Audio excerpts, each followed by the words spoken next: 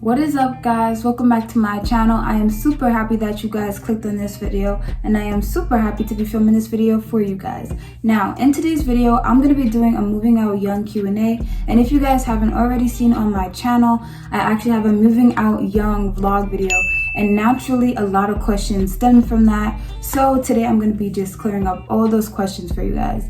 Now, I don't really like rambling like that, but just so you guys know, I have a big announcement and you guys can help me with it. So this channel is actually on the road to 1K subscribers, and in order to get that, I'm gonna need you guys to help me out. I'm gonna need you guys to like, comment, subscribe, and most importantly, share. I'm trying to hit this goal by the end of this summer, so if you guys are interested in that, make sure that you guys are subscribed. But yeah, I'm gonna get right into the video. Thank you guys so much for clicking on this video.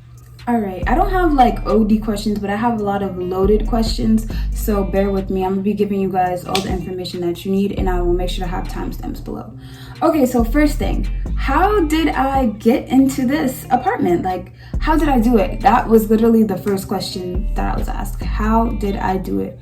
So let me just break it down for you guys. So I go to college, I go to University at Albany. We have something called summer housing. A lot of colleges actually have this. So, and about the end of March to April, I kind of decided that I felt like summer housing would be a good option for me. The process to get selected was about 2 to 3 weeks, and initially I got denied. It's not easy to get into summer housing, but then I had to basically reach out to the right person, and I explained to them how I had opportunities out here that were helping me to grow and sustain certain things in my life. So after explaining that to them, they understood and I got approved. But with that being said, I was going to get an apartment or my own place out here regardless. It's just that being on summer housing property was the most convenient option because it's the safest. Because one, I am familiar with this area. Two, there's parts of Albany that are very like slum-ish and genuinely unsafe. And then three, I kind of like know some people that are staying in summer housing. So yeah, like it was the safest, best, and most convenient option for me. So that is how I basically got the process started. Now, next question, how did you save your money? That is the biggest question. How did I budget? How did I save my money? Like, because don't think because this is summer housing, it was cheap. Summer housing charges the price of a mortgage, okay? To put it in plain terms, it's literally the price of a pretty like decent mortgage size. So, boom. I'm gonna break it down for you guys to how I save my money, how I budget, and how you guys can do it too. Okay, so sustaining this lifestyle is not easy. So first and foremost, I have literally been moving in silence since the end of March. So basically I decided that I needed to get a part-time job because I still had classes. So, you know, I obviously couldn't work a full-time job at the time of me having classes. So I took on a part-time job and I worked that during the weekdays or during my available days. During that, at first, when I first got the job, it was so hard for me to save money, even though I had certain goals in mind, because of the fact that it felt like I hadn't had a job in a minute. So it felt like I needed to buy so many things. And then I actually came up with a saving process that works for me. And I will be showing you guys that in a little bit, very shortly. So, okay, the next step that I took was I knew that in order for me to sustain a lifestyle, I needed to have multiple sources of income. So I looked into a full-time position that paid more money. And basically, I was lucky enough to get a temporary seasonal position as an administrative assistant. So that was pretty cool. I got that role. It was a great opportunity, and I got that role after my classes were over. So just so you guys can keep up, I got a full-time job that is 8 to 4 o'clock, and then I got a part-time job that I do on the weekends, and then I do YouTube, and YouTube is a whole job, but I'm not getting paid from YouTube yet, so that's not really included. But And yeah, so I have 2 streams of income basically. One stream of consistent income because it's an 8 to 4. So like I know my hours, I know my hourly rate. So I know how much my checks are gonna be, or around where they should be every single 2 weeks. But in terms of my other part-time job, it's very different. I could be earning anything depending on how many hours they give me, because some weeks I could get 4 hours, some weeks I could get 25 hours, some weeks I could get 30. Like, it's really kind of hard to decipher how much I'm gonna get paid. So yeah, having 2 jobs provides me with a lot of financial security. So now let me tell you guys how I budget more specifically. So for me, my budget goes into 3 categories. So I have bills, I have savings, and I have spending money, because it's very important to calculate spending money. You're gonna wanna splurge sometimes, or you're gonna wanna, need things that aren't included in your bills and things that you don't necessarily want to touch your savings account for. So yeah, I'm gonna show you guys exactly how I do that and how you could do that. Okay, so I'm gonna move over and show you guys some calculations of how it basically works without disclosing my actual, income and stuff like that. Okay, so yeah, let's say that you make $14 an hour and you do 40 hours a week. So that means that if you get paid bi-weekly, your check will be about $1,120. So that sounds good, but taxes, baby. So after taxes, your check will probably come up to somewhere around like $888.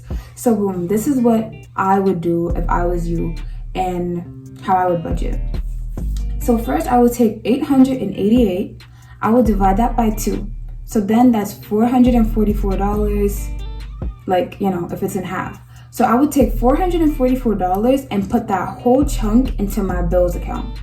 And then I would take the other $444, divide that by 2.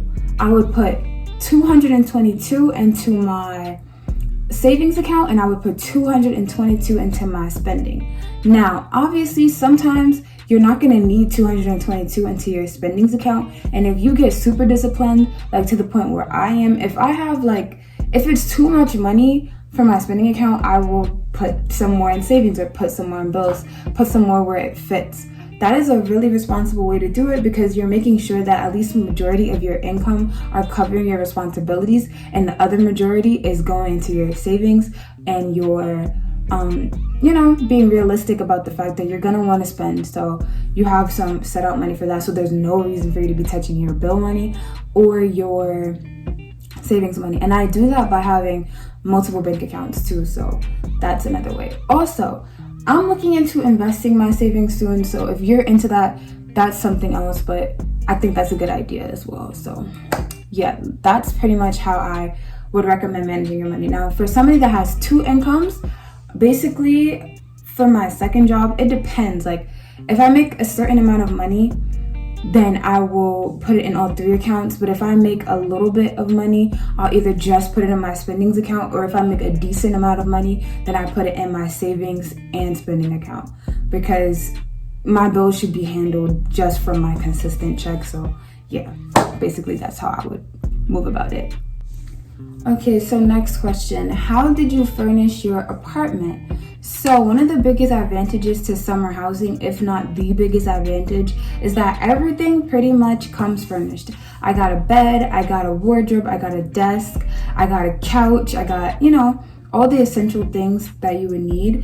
However, I still had to purchase things like bathroom supplies, cleaning supplies, bathroom curtains, bathroom rugs, decorations, stuff like that, just to make it feel more homey. I had to buy, like plates, bowls. I had to go food shopping, stuff like that. So how did I do that is basically, once I knew that I got the place, I started saving. So I made sure that I had, I think about like $400 to provide those things. And yeah, that's just how I did it. That's how I budgeted that $400 $400 is pretty good, as if you don't have to buy furniture, you just buy decorations, bathroom supplies, food, and stuff like that. You know, $400 was a good start. And then as I got more money, I would just furnish a little bit more or buy a little bit more food, you know, stuff like that. So it wasn't too hard. Okay, so the next question is, what made me want to move out on my own, or like, you know, what pushed me to do this basically. So for me, the thing that pushed me to do this is because I wanted to be in a better position.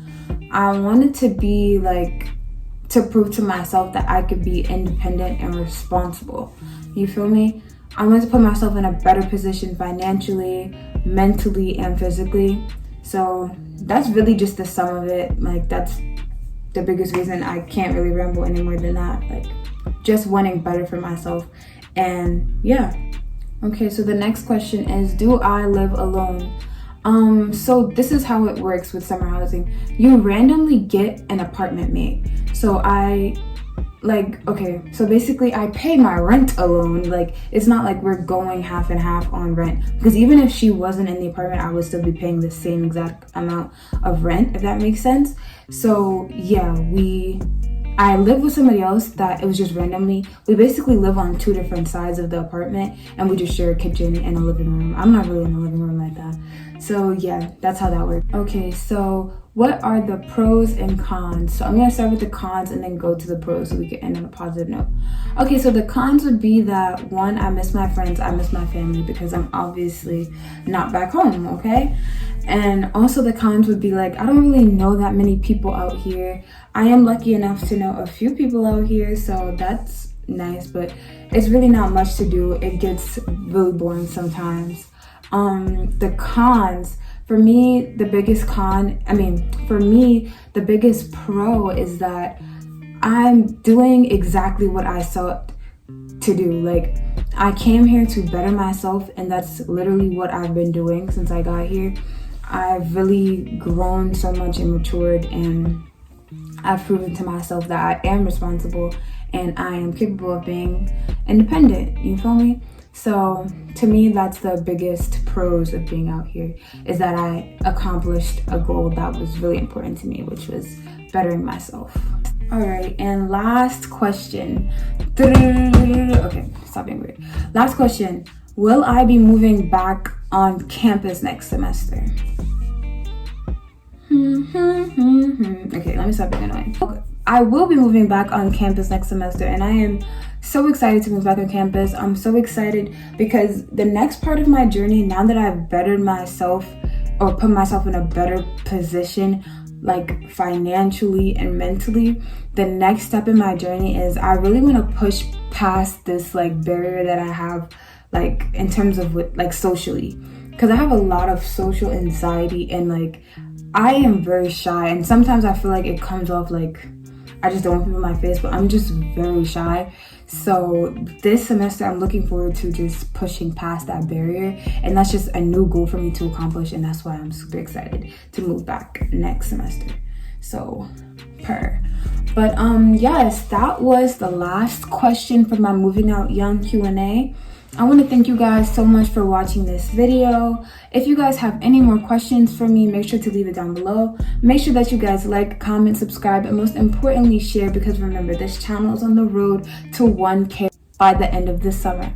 Thank you so much for watching. Bye.